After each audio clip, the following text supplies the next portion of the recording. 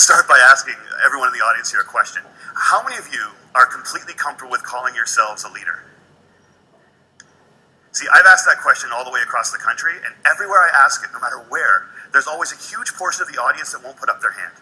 And I've come to realize that we have made leadership into something bigger than us. We made it into something beyond us. We made it about changing the world. And we've taken this title of leader and we treat it as if it's something that one day we're going to deserve. But to give it to ourselves right now means a level of arrogance or cockiness that we're not comfortable with. And I worry sometimes that we spend so much time celebrating amazing things that hardly anybody can do, that we've convinced ourselves that those are the only things we're celebrating. And we start to devalue the things that we can do every day. And we start to take moments where we truly are a leader, and we don't let ourselves take credit for it, and we don't let ourselves feel good about it. And I've been lucky enough over the last 10 years to work with some amazing people who have helped me redefine leadership in a way that I think has made me happier. And with my short time today, I just want to share with you the one story that is probably most responsible for that redefinition. I went to a school on a little school called Mount Allison University in Sackville, New Brunswick. And on my last day there, a girl came up to me and she said, I remember the first time that I met you. And then she told me a story that happened 4 years earlier. She said, on my day before I started university, I was in the hotel room with my mom and my dad. And I was so scared and so convinced that I couldn't do this, that I wasn't ready for university, that I just burst into tears. And my mom and my dad were amazing. They were like, look, we know you're scared, but let's just go tomorrow. Let's go to the first day. And if at any point you feel as if you can't do this, that's fine. Just tell us, we will take you home. We love you no matter what. And she says, so I went the next day and I was standing in line getting ready for registration, and I looked around and I just knew I couldn't do it. I knew I wasn't ready. I knew I had to quit.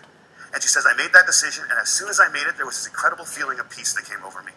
And I turned to my mom and my dad to tell them that we needed to go home. And just at that moment, you came out of the Student Union building wearing the stupidest hat I have ever seen in my life. It was awesome.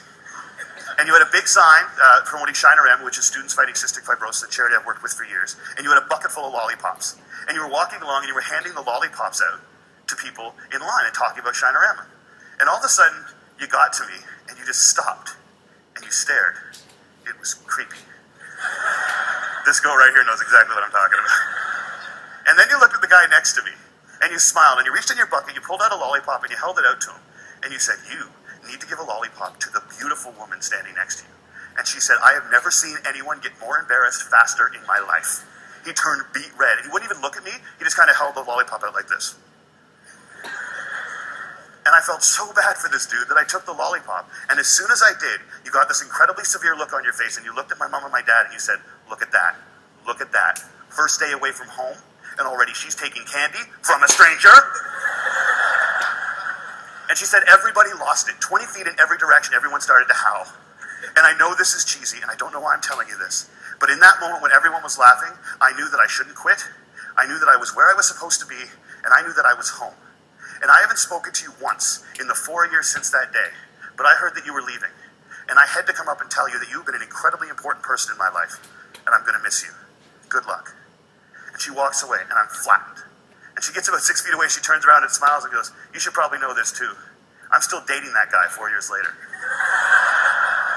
A year and a half after I moved to Toronto, I got an invitation to their wedding. Here's the kicker. I don't remember that. I have no recollection of that moment, and I've searched my memory banks because that is funny, and I should remember doing it, and I don't remember it.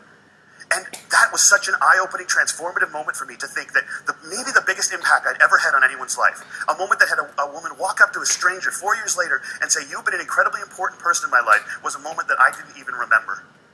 How many of you guys have a lollipop moment, a moment where someone said something or did something that you feel fundamentally made your life better? All right. How many of you have told that person they did it? See, why not? We celebrate birthdays where all you have to do is not die for 365 days.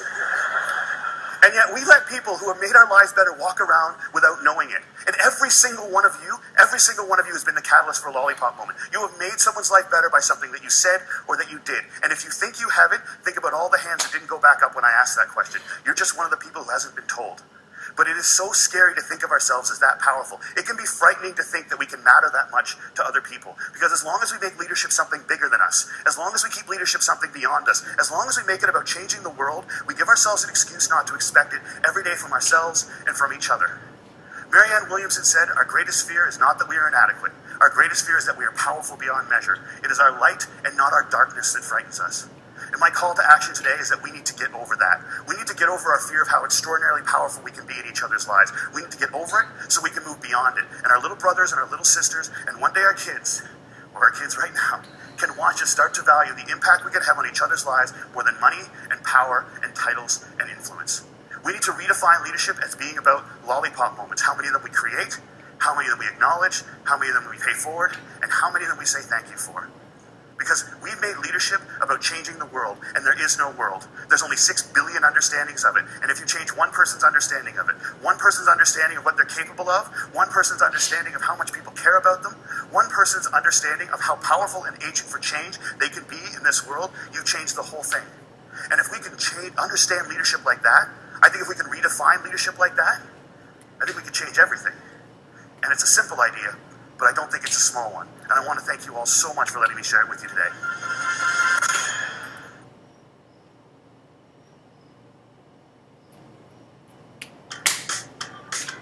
Hey, we're Moo, and this